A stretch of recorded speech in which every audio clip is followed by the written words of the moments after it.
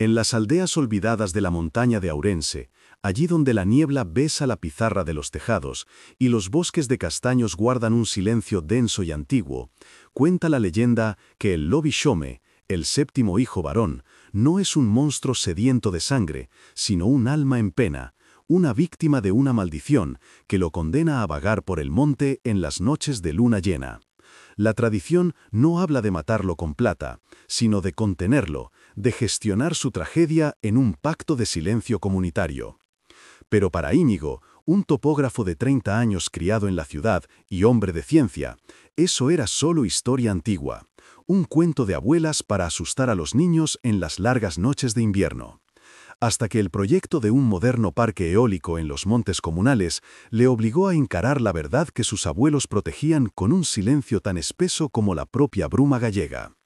¿Sería posible que las advertencias antiguas, susurradas al calor de la lareira, fueran reales? ¿O habría un secreto mucho más humano, una tragedia familiar mucho más profunda, detrás de la leyenda del hombre lobo? Antes de revelaros lo que realmente acechaba en la Fraga do Cazador, comenta aquí si en tu tierra existe alguna leyenda que cuenten los mayores, y suscríbete al canal Raíces y Secretos para no perderte historias que rescatan nuestras raíces. El choque fue inmediato, tan inevitable como la lluvia sobre aquella tierra granítica. Íñigo regresó a su aldea natal no por nostalgia, sino por trabajo. Equipado con un teodolito láser y un dron de mapeo, representaba el futuro, el progreso encarnado en la promesa de energía limpia de la empresa Eolo Renovables. Para él, las advertencias de su abuela Elira, una mujer de piel curtida y ojos que habían visto demasiado, eran un obstáculo entrañable pero irracional. «No toquéis la Fraga do Cazador, neniño, hay sendas que no deben ser profanadas», le decía ella, mientras él asentía con una paciencia condescendiente, sintiendo una punzada de afecto y vergüenza por aquella mentalidad que consideraba un lastre para el avance de su propia gente. Para la empresa, la oposición de la aldea era un mero apunte en un informe de viabilidad, el último estertor de un mundo rural ignorante que se interponía en el camino del beneficio económico. La jefa de proyecto de Íñigo, una voz pragmática y desprovista de emoción al otro lado del teléfono, lo dejó muy claro. Las leyendas locales eran folclore pintoresco, útil para el turismo, pero irrelevante para la ingeniería. En sus mapas, la Fraga do Cazador no era un lugar sagrado ni maldito, era simplemente la parcela 7B, un polígono de vientos óptimos. La terquedad de los ancianos no era vista como la defensa de una tradición, sino como una simple traba burocrática que debía ser gestionada con la mínima inversión de tiempo y la máxima eficiencia posible, ignorando cualquier súplica o advertencia. El propio ambiente parecía tomar partido en el conflicto. Galicia no es un simple escenario, es una entidad viva que impone sus condiciones. Íñigo, acostumbrado al asfalto y al aire seco de la ciudad, sintió el peso de aquella atmósfera en sus huesos. El orvallo, esa lluvia fina y persistente, calaba su ropa técnica con una insistencia casi personal. El olor a tierra mojada, a humo de leña de roble y a musgo milenario se adhería a su piel, despertando memorias que creía olvidadas. El silencio del bosque no era vacío, sino que estaba lleno de presencias invisibles. El goteo incesante desde los aleros de pizarra, el crujido de una rama bajo el peso de un animal oculto, el lejano tañido de la campana de la iglesia, marcando unas horas que allí parecían tener un ritmo propio, mucho más lento y solemne. El acto de desprecio, la arrogancia hecha acción, no tardó en llegar. Como una burla directa a las supersticiones de los viejos, la jefa de proyecto ordenó iniciar los primeros trabajos de desbroce y excavación precisamente en el corazón de la Fraga do Cazador. Y para añadir sal a la herida, fijó la fecha de inicio durante la semana de luna llena. «Aprovechemos la buena luz, Íñigo», le dijo con un cinismo apenas velado. «A ver si con suerte vemos al famoso lobo y le hacemos una foto para la web de la empresa». Íñigo sintió un escalofrío, una incomodidad que su mente racional no supo explicar. Mientras los primeros camiones y excavadoras comenzaban a rugir, ascendiendo por el camino de tierra hacia el monte, tuvo la extraña sensación de que el silencio que dejaron a su paso era más profundo y amenazante que nunca. El rugido metálico de las excavadoras fue la primera herida real, un sonido ajeno y brutal que desgarró el silencio ancestral de la Fraga do Cazador. Para los hombres que manejaban las máquinas, curtidos en 1000 obras, era un día más. El olor a diésel quemado se mezclaba con la fragancia de la tierra húmeda y el musgo aplastado bajo las orugas de acero. Pero para Íñigo, que observaba desde una loma cercana con sus planos en la mano, cada golpe de la pala mecánica contra la turba, cada árbol que se rendía con un gemido de madera rota, resonaba en su interior como un acto de sacrilegio. Sentía las miradas de los pocos ancianos que se habían congregado en el linde del camino, un tribunal silencioso con rostros impasibles que juzgaban no solo a la empresa, sino a él, el hijo del pueblo que había guiado a los lobos hasta el redil. La modernidad no llegaba como una promesa, sino como una invasión. Aquella misma mañana, su abuela Elira lo había interceptado junto al hórreo familiar, sus manos nudosas aferrando su brazo con una fuerza inesperada. No había súplicas en su voz, solo la gravedad de una sentencia. «Escúchame, Íñigo. No es el bosque entero, es un punto concreto. El Cruceiro das Ánimas, donde el viejo camino se pierde. Lleva ahí más tiempo que nuestra sangre. Es un guardián. Non se movo o que garda. No se mueve lo que está guardando. Si lo tocáis, abriréis una puerta que nadie en esta aldea recuerda ya cómo cerrar». Él intentó razonar con ella, hablándole de permisos, de indemnizaciones, de la necesidad de reubicar el monumento para trazar el acceso principal. Pero sus palabras, lógicas y técnicas, rebotaban contra la certeza de su abuela, una certeza forjada no en libros de ingeniería, sino en siglos de noches de luna llena y de un respeto temeroso a lo que duerme bajo la tierra. El capataz de la obra, un hombre llamado Castro, corpulento y con una sonrisa perpetua de suficiencia, encarnaba a la perfección el cinismo de la empresa. Cuando Íñigo, movido por una punzada de lealtad a su abuela, le transmitió la advertencia sobre el viejo cruceiro de piedra, Castro soltó una carcajada que pareció ofender al aire. «Un guardián. Perfecto. Le pediremos permiso antes de quitarlo de en medio». Y con un gesto de desprecio dio la orden. Las cadenas de acero rodearon el granito verdoso y cubierto de líquenes.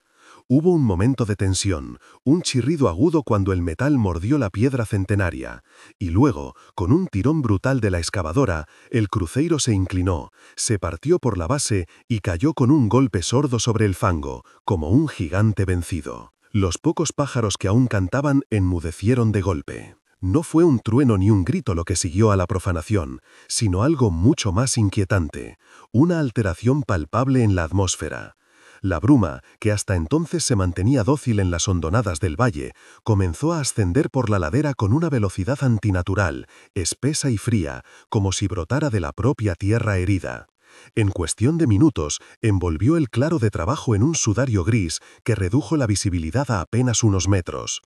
El viento cambió, trayendo consigo un olor a raíces podridas y a cueva profunda. Los obreros, hombres rudos y poco dados a la fantasía, dejaron de bromear. Se movían con más lentitud, lanzando miradas furtivas hacia la oscuridad del bosque que ahora parecía haberse acercado, observándolos desde un velo impenetrable. Castro seguía sonriendo, pero su sonrisa se había vuelto una mueca tensa y forzada. Íñigo sintió un frío que no era solo por la humedad. Su estación meteorológica portátil, un aparato de precisión suiza, marcaba un descenso de casi 5 grados en menos de 10 minutos, un fenómeno que su lógica no podía procesar como una simple coincidencia. Sacó el móvil para llamar a su jefa y reportar las extrañas condiciones y la creciente hostilidad del ambiente, pero la señal, siempre débil en aquella zona, había desaparecido por completo. Se sintió aislado, atrapado entre el escepticismo de su mundo y la ominosa realidad que sus sentidos le gritaban. El viejo reloj de plata de su abuelo, guardado en el bolsillo de su chaqueta, pareció pesar el doble, un trozo de metal helado contra su piel. Por primera vez desde que había llegado, la arrogancia de la ciencia se resquebrajó, dejando al descubierto un miedo primitivo, el miedo del niño que oye un ruido en la oscuridad. Fue entonces cuando ocurrió el primer accidente. La misma excavadora que había derribado el cruceiro, mientras maniobraba para retirar un gran roble talado, emitió un gemido agudo de metal torturado.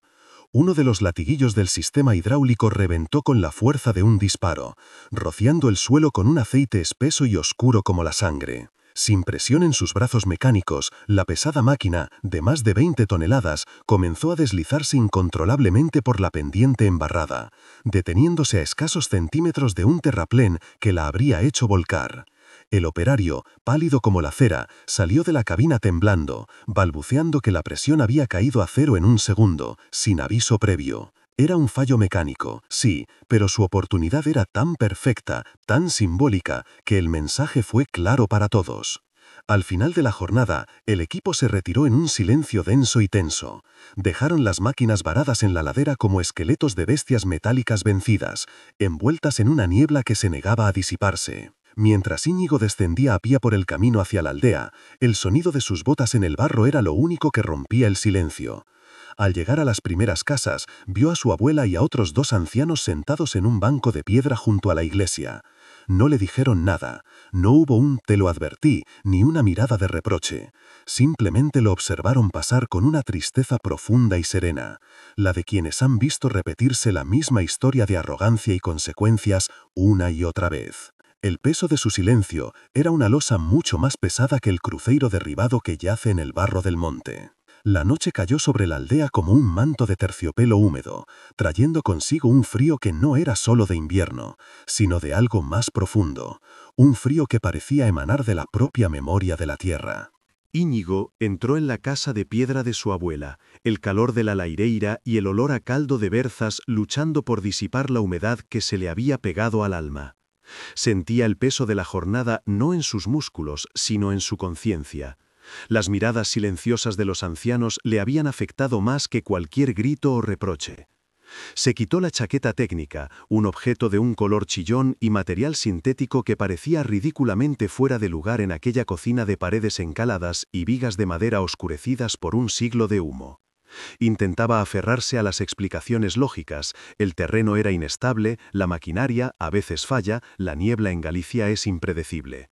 Pero sus razonamientos sonaban huecos, como ecos en una catedral vacía, incapaces de llenar el inquietante vacío que los sucesos del día habían abierto en su coraza de escepticismo. Elira no estaba junto al fuego como solía, lo esperaba sentada a la mesa de castaño macizo con las manos entrelazadas sobre el hule gastado. Su rostro, una red de arrugas que cartografiaban una vida de trabajo y pérdidas, estaba sereno, pero sus ojos contenían la tormenta que fuera se contenía. No pronunció palabra cuando él entró, simplemente lo observó, y en esa mirada Íñigo vio la confirmación de todos sus miedos incipientes. La tensión en la pequeña cocina era tan densa que podía cortarse con un cuchillo. Incapaz de soportar más aquel juicio silencioso, la frustración de Íñigo estalló. «No me mire así, abuela, ha sido un fallo hidráulico, nada más, pura y simple causalidad», exclamó, su voz más alta de lo que pretendía, casi un grito de autoafirmación desesperada. Agitó la mano con desdén, un gesto brusco para cortar el aire cargado de reproches no dichos, buscando reafirmar un control sobre la realidad que sentía que se le escapaba entre los dedos. En ese gesto de impotencia, el viejo reloj de plata de su abuelo, que llevaba en el bolsillo interior de su chaqueta por pura condescendencia hacia la insistencia de Elira, se deslizó y salió despedido. Describió un arco plateado en la penumbra de la cocina y golpeó con un chasquido seco y metálico contra el borde de la mesa de castaño. No se hizo añicos, pero rodó por el suelo de losas de piedra con un tintineo que pareció resonar con una importancia desproporcionada, hasta detenerse a los pies de Íñigo. El sonido tan pequeño y a la vez tan nítido hizo que ambos contuvieran la respiración. Fue como si una campana invisible hubiera tañido, marcando el final de una era de ignorancia y el comienzo de una de revelación. El silencio que siguió fue aún más pesado que el anterior, cargado ahora de una expectativa tangible, como si la propia casa estuviera esperando a ver qué haría él a continuación con aquel pedazo de su historia que acababa de serle arrojado a los pies. Íñigo se agachó para recogerlo, mascullando una maldición por su torpeza. Esperaba encontrar el cristal roto o la carcasa abollada, pero lo que vio le heló la sangre. La tapa trasera, la que cubría el mecanismo, se había abierto con el golpe, pero detrás de ella no había engranajes ni rubíes, ni el delicado corazón de un reloj. En su lugar había una segunda tapa, una especie de falso fondo que también se había desencajado, revelando un pequeño y secreto compartimento. Dentro, sobre un lecho de terciopelo que el tiempo había vuelto de un color indefinido entre el morado y el gris, descansaban 2 objetos: una pequeña placa de plata, del tamaño de una uña de pulgar, y junto a ella un minúsculo mechón de pelo oscuro y áspero, extrañamente grueso, atado con un hilo de seda que alguna vez fue rojo. El aire pareció espesarse a su alrededor, cargado con el olor a metal viejo y a un secreto guardado durante demasiado tiempo bajo llave. Con manos temblorosas, Íñigo extrajo la diminuta placa de plata, la acercó a la luz temblorosa de la bombilla que colgaba del techo. La superficie estaba oscurecida por el paso del tiempo, pero la grabación era profunda y clara. No era el nombre de su abuelo, ni siquiera el de un hombre. Grabado con una caligrafía elegante pero firme, se leía un solo nombre y una fecha: Antía, 1888. Levantó la vista hacia su abuela, una pregunta muda en sus labios. El rostro de Elira se había contraído en una máscara de dolor antiguo, una pena tan honda que parecía pertenecer a otra época. Sus ojos se fijaron no en el reloj, sino en el rostro de su nieto, como si estuviera midiendo el peso de la verdad que acababa de ser desenterrada y si él sería capaz de soportarla. Por primera vez, Íñigo vio en ella no a una anciana anclada en supersticiones, sino a la guardiana de una herida que había supurado en la oscuridad durante más de un siglo. En ese instante, el castillo de certezas de Íñigo se derrumbó. La niebla innatural, el descenso brusco de la temperatura, el latiguillo reventado en el momento preciso, ya no eran una cadena de coincidencias improbables, eran consecuencias, eran respuestas. La leyenda del lobisome dejó de ser un cuento folclórico para convertirse en un eco distorsionado de una tragedia real, una historia codificada en metáforas para poder ser contada sin ser entendida del todo. El reloj en su mano ya no era un simple objeto heredado, era un testamento, una prueba física que conectaba su propia sangre con el corazón de la leyenda que él había despreciado. Las palabras de su abuela resonaron en su mente con una claridad aterradora. En el monte, la plata ve lo que los ojos no pueden. Y de repente comprendió que no se refería a ver monstruos, sino a ver la verdad oculta tras ellos, la verdad humana, dolorosa y enterrada bajo capas de miedo y silencio. Elira extendió una mano temblorosa, no para coger el reloj, sino para posarla sobre la de su nieto, un gesto de consuelo y traspaso. Su voz, cuando finalmente habló, fue un susurro frágil, como el de las hojas secas arrastradas por el viento. Hay herencias que no son de tierra ni de dinero, Íñigo, son de silencio, y tú, sin saberlo, has roto el más antiguo de todos. Hizo una pausa, tomando aire como si las palabras le pesaran. Ese reloj no era para protegerte de la bestia, niño, era para recordarte que la bestia llevaba nuestra sangre y que el silencio era la única jaula que aprendimos a construir para ella. La confesión cayó en la quietud de la cocina con la fuerza de una sentencia, abriendo una puerta a un pasado familiar que Íñigo nunca había sospechado que existía y del que ahora, por su propia arrogancia, se había convertido en el involuntario profanador. La confesión de Elira no fue un torrente de palabras, sino un goteo lento y doloroso, como si cada sílaba fuera una gota de sangre extraída de una herida que nunca había cicatrizado del todo. Íñigo, ahora despojado de toda su arrogancia científica, escuchaba con una atención que rayaba en la devoción, el reloj de plata aún frío en la palma de su mano. La historia de Antía, su tatarabuela, no era la de un monstruo, sino la de una joven afligida por un mal de sangre, un mal que la medicina de la época no sabía nombrar y que la superstición había bautizado como maldición. En las noches de luna llena, una fiebre y una furia incontrolables se apoderaban de ella, una fuerza primigenia que la impulsaba a huir al monte, a correr hasta la extenuación. No atacaba a nadie, no buscaba víctimas, solo corría, atrapada en una pesadilla física, mientras su familia, en un pacto de amor y silencio, la seguía en la distancia, velando por ella, protegiéndola de los extraños y de sí misma, hasta que el alba le devolvía la paz. Elira le explicó que la leyenda del lobisome fue un escudo, una historia que la propia familia alimentó para mantener a los curiosos y a las autoridades alejados. Era más fácil que la gente temiera a una bestia que intentara comprender una enfermedad del alma. El cazador de la fraga no era un hombre con una escopeta, sino el guardián de la familia, el que se adentraba en el bosque no para matar, sino para proteger, para asegurarse de que Antía no se hiciera daño, para limpiar sus huellas y mantener el secreto a salvo. El Cruceiro das Ánimas no marcaba una tumba, sino el límite, la frontera invisible que nadie debía cruzar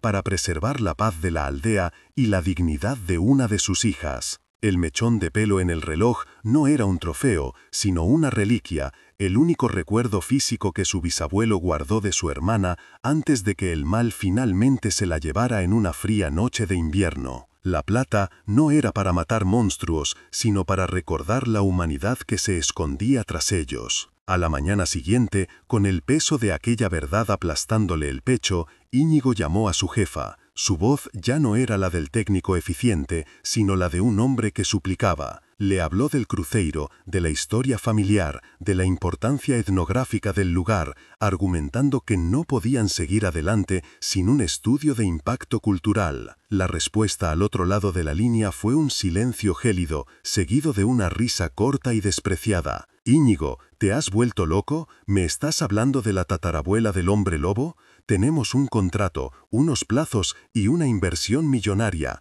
O vuelves a poner a esos hombres a trabajar hoy mismo, o te mando el finiquito y una demanda por incumplimiento de contrato. Deja los cuentos de tu abuela para la cena y haz tu maldito trabajo». La llamada se cortó, dejando a Íñigo con el pitido monótono del teléfono en la oreja, un sonido que marcaba la distancia insalvable entre el mundo del beneficio y el mundo del respeto. El ultimátum estaba sobre la mesa y la modernidad no aceptaba un no por respuesta. Sintiéndose acorralado, sabiendo que la palabra de su abuela no sería suficiente, Íñigo tomó una decisión desesperada. Necesitaba pruebas, algo tangible que pudiera presentar, un documento que la burocracia no pudiera ignorar. Se dirigió a la vieja rectoral, una casa de piedra anexa a la iglesia, donde sabía que el párroco, don Manuel, un anciano de memoria prodigiosa, guardaba los archivos parroquiales. El aire en el interior olía a incienso frío,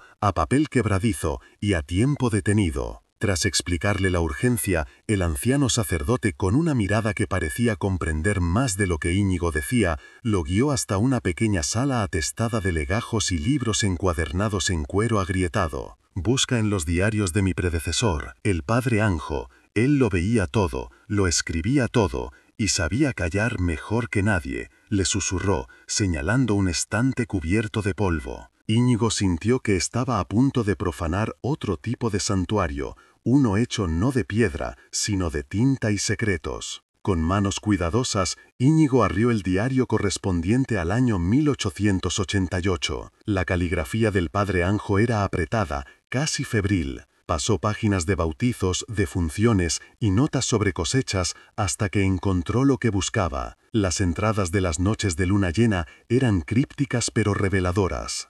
No hablaban de una bestia, sino de la pobre alma de A, y de cómo su hermano José, bendito sea, volvía a montar su guardia silenciosa en la fraga.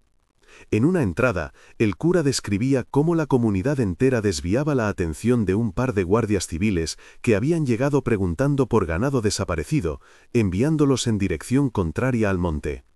Pero la revelación final estaba en un apunte casi ilegible en el margen de una página. «Hoy han terminado el pequeño refugio de piedra en el corazón de la fraga, un santuario para contener su dolor, no una jaula para encerrar a una fiera. Que Dios se apiade de esta familia y del pesado fardo que llevan». No era una tumba, no era una guarida, era un refugio, un lugar construido con amor en medio del miedo. Mientras Íñigo desenterraba el pasado en la rectoral, en la montaña, el presente se volvía a torcer. Castro, el capataz, presionado por la llamada furiosa de la jefa de proyecto, intentó obligar a sus hombres a volver al trabajo en la zona del cruceiro derribado. Pero los trabajadores, gallegos en su mayoría, se negaron en rotundo. Murmuraban entre ellos, hablando del frío antinatural, de la sensación de ser observados desde la espesura, del silencio opresivo que había caído sobre el bosque. En un arranque de rabia y para demostrar su autoridad, Castro se subió él mismo a la única excavadora que funcionaba y se dirigió hacia el claro. Pero no llegó a mover ni una palada de tierra. A los pocos minutos bajó de la cabina, con el rostro pálido y cubierto de un sudor frío a pesar de la gélida temperatura. No dijo nada, simplemente recogió sus cosas, se metió en su camioneta y se marchó sin mirar atrás, dejando a la cuadrilla y a la maquinaria abandonadas en la ladera. Algo en la quietud de aquel bosque había quebrado finalmente su arrogancia. Cuando Íñigo regresó al atardecer, con el peso del diario del párroco en su mochila, encontró el campamento de trabajo en un estado de caos silencioso. Los obreros se preparaban para marcharse, hablando en voz baja, sus rostros una mezcla de alivio y temor. Le contaron lo de Castro, cómo el hombre más rudo y burlón de todos había huido como un niño asustado. Íñigo miró hacia la fraga do Cazador, ahora envuelta en las primeras sombras de la noche. La niebla volvía a descender, lenta y deliberada. En ese momento, todas las piezas encajaron con una claridad dolorosa. El mal de sangre de Antía, el refugio de piedra, la guardia silenciosa de su familia, la memoria colectiva de la aldea convertida en leyenda, y ahora la resistencia del propio lugar a ser profanado. Comprendió que no se enfrentaba a una empresa, sino a la historia misma, y supo que ya no podía ser un mero espectador. El ultimátum de su jefa resonaba en su mente, pero una voz más antigua y poderosa, la de su propia sangre, le dictaba un camino muy diferente. Con el diario del párroco como un mapa de almas y el reloj de su abuelo como una brújula de sangre, Íñigo supo que ya no podía luchar con informes técnicos ni con súplicas a oídos sordos. La respuesta no estaba en la lógica de la ciudad, sino en el corazón de la tierra que su empresa pretendía desgarrar. Al caer la tarde, mientras los últimos obreros se marchaban con la mirada baja, él tomó el camino contrario. No ascendió como un topógrafo que mide el terreno, sino como un peregrino que busca un santuario perdido. Se adentró en la fraga do Cazador, ahora sumida en un silencio expectante, con la única guía de una frase garabateada en un diario de hacía más de un siglo. El pequeño refugio de piedra. La niebla comenzaba a envolver los troncos de los castaños como brazos fantasmales, y por primera vez en su vida, Íñigo no sintió la necesidad de analizarla, sino de respetarla como el velo que guardaba el secreto de su estirpe. Su viaje a través del bosque fue una inmersión en un pasado que le pulsaba bajo la piel. Cada crujido de las hojas secas bajo sus botas parecía un susurro, cada sombra que se movía en la periferia de su visión, una presencia. Ignoró el GPS de su móvil, cuyo brillo tecnológico parecía una profanación en aquella penumbra sagrada, y se dejó guiar por una intuición que no sabía que poseía, una memoria genética que reconocía la forma de una roca cubierta de musgo, la curva de un sendero casi borrado por el tiempo.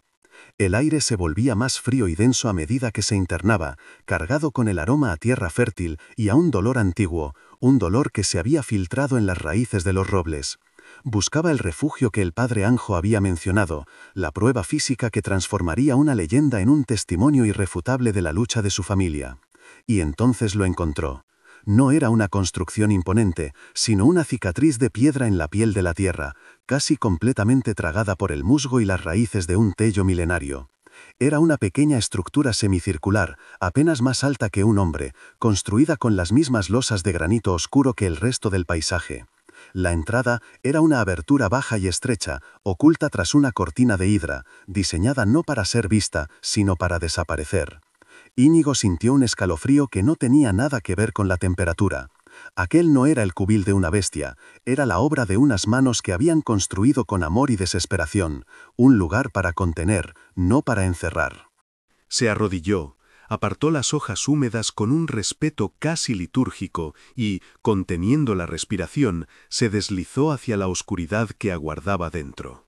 El interior olía a tiempo estancado, a piedra fría y a la soledad de más de un siglo.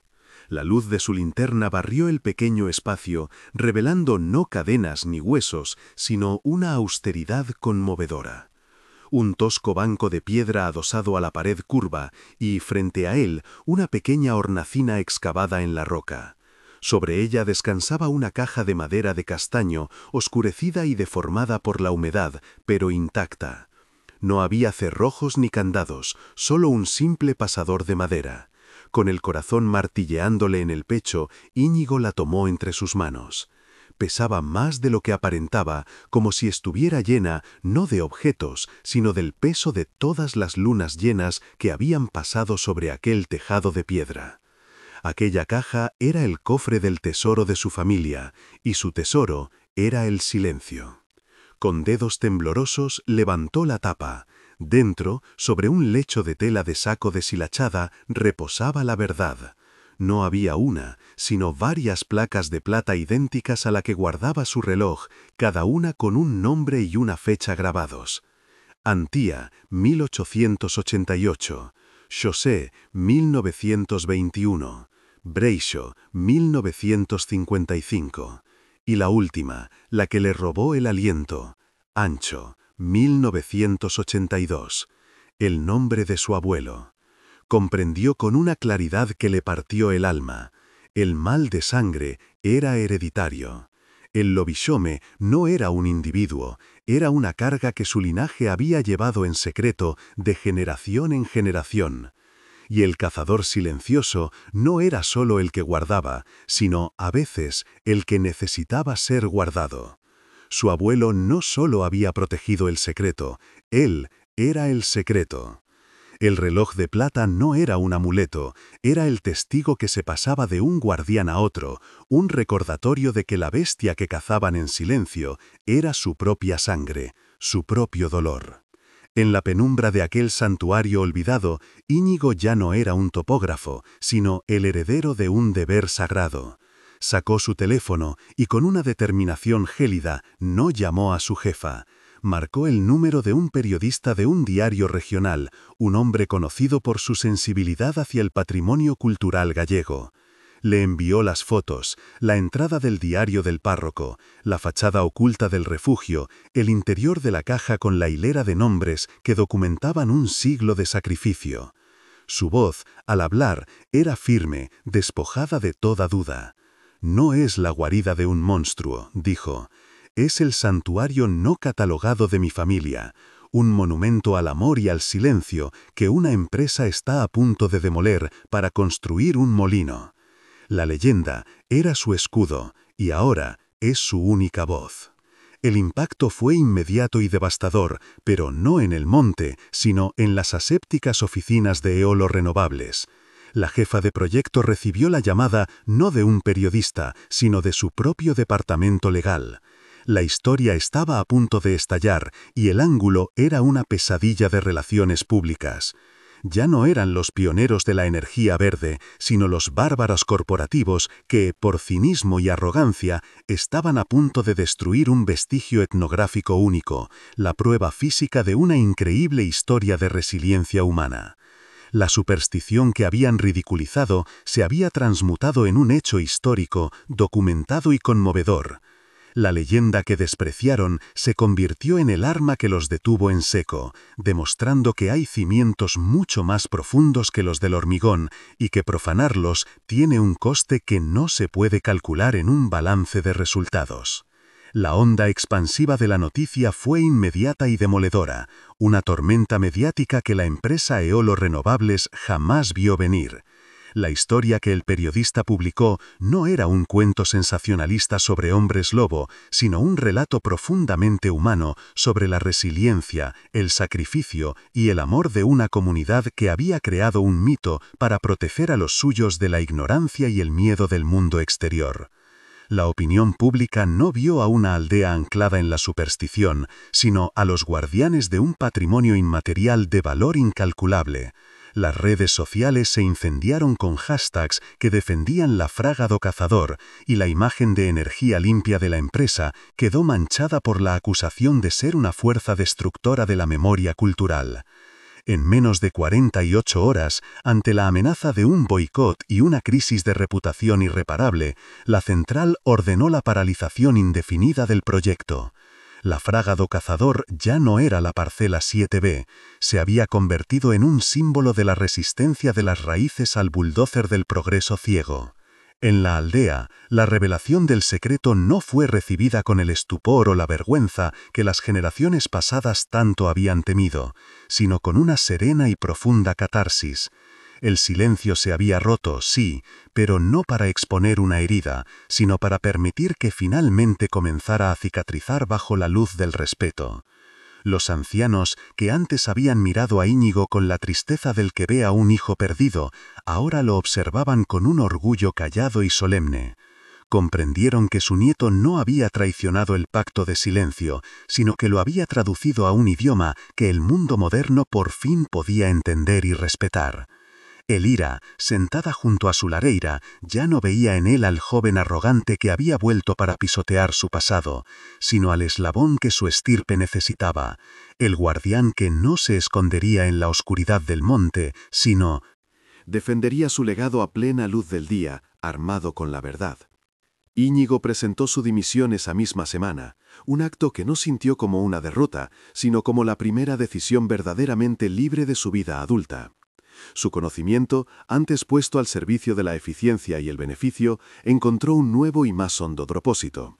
El teodolito que usaba para trazar las coordenadas de futuras turbinas eólicas ahora servía para delimitar el perímetro de un santuario. Las leyes de impacto ambiental que había aprendido a sortear se convirtieron en su mejor arma para la defensa. El escepticismo científico que lo había definido no se desvaneció, sino que se transformó.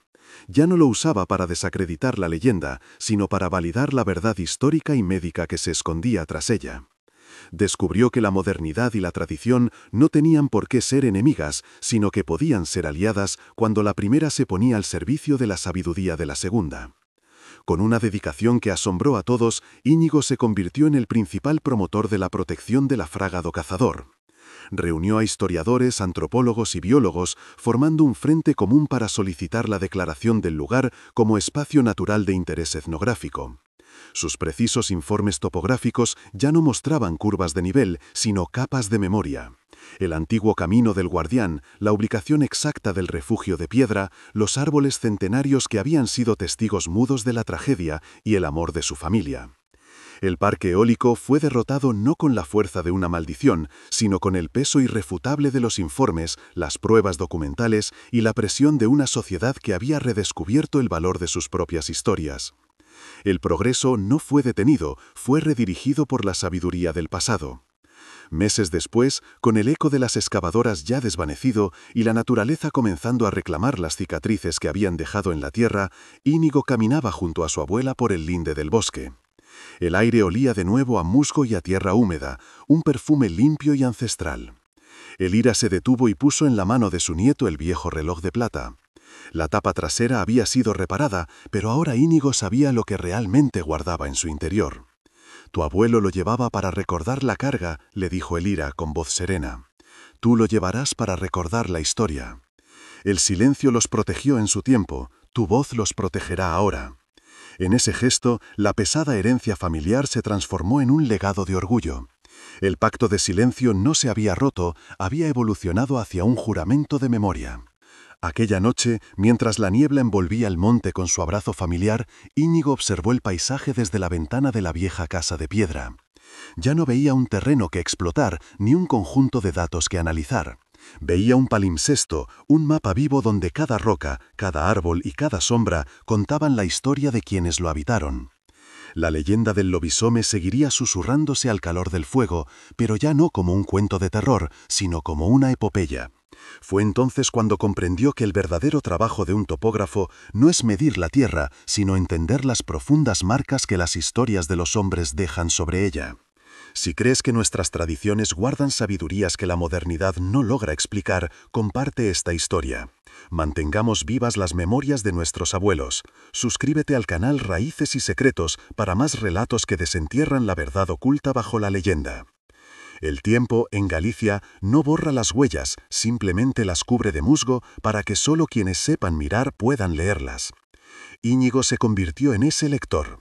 El refugio de piedra y la frágado cazador fueron finalmente catalogados como bien de interés cultural, un pequeño santuario de la memoria protegido por la ley que él mismo había aprendido a manejar.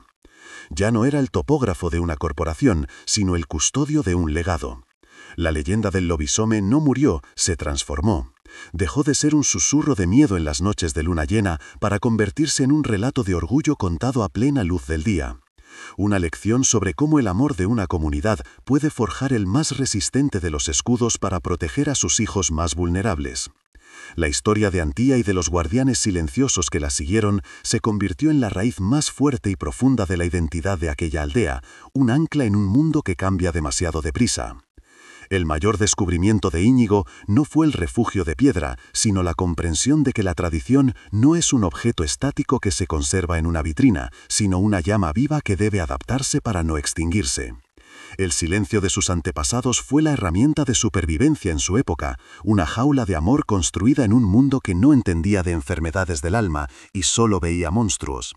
Pero en el siglo XXI, ese mismo silencio los habría condenado al olvido bajo las palas de una excavadora. La voz de Íñigo, amplificada por la tecnología y la ley que antes despreciaba, se convirtió en la nueva forma del pacto.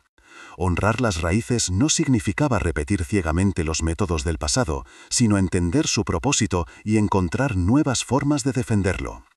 El nieto del último cazador silencioso se había convertido en el primer guardia que hablaba. Porque en estas tierras del noroeste, el paisaje es un archivo.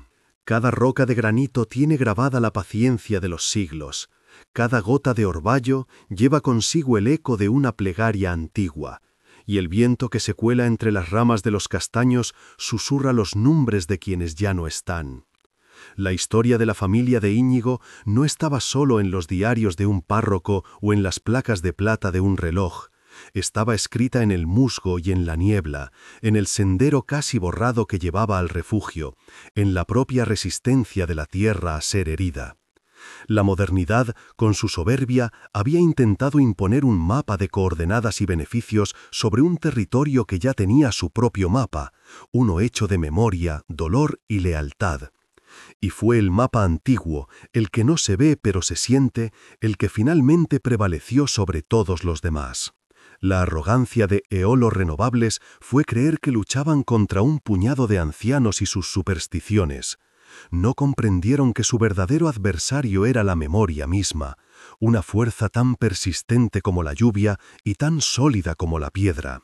Ignoraron las advertencias porque no entendieron una verdad fundamental que late en el corazón de esta tierra. En Galicia, la tierra no guarda rencor, pero tiene una memoria más larga que la de los hombres. Y esa memoria, cuando se la despierta, sabe cómo defender lo que es suyo. La fraga do cazador no fue salvada por un fantasma ni por una maldición, sino por el peso de una historia de amor tan profunda que se había hecho una con el propio paisaje, negándose a ser borrada del mapa. Esa memoria es el verdadero patrimonio que nos define, la herencia invisible que todos llevamos dentro. Si en las raíces de tu propia familia también late un secreto guardado por el amor, una leyenda susurrada para proteger a alguien, no dejes que el ruido del presente la silencie para siempre. Comparte esta historia para que el sacrificio de los guardianes silenciosos no caiga en el olvido. Y suscríbete al canal Raíces y Secretos porque cada familia es un bosque lleno de historias que merecen ser contadas antes de que el olvido las reclame.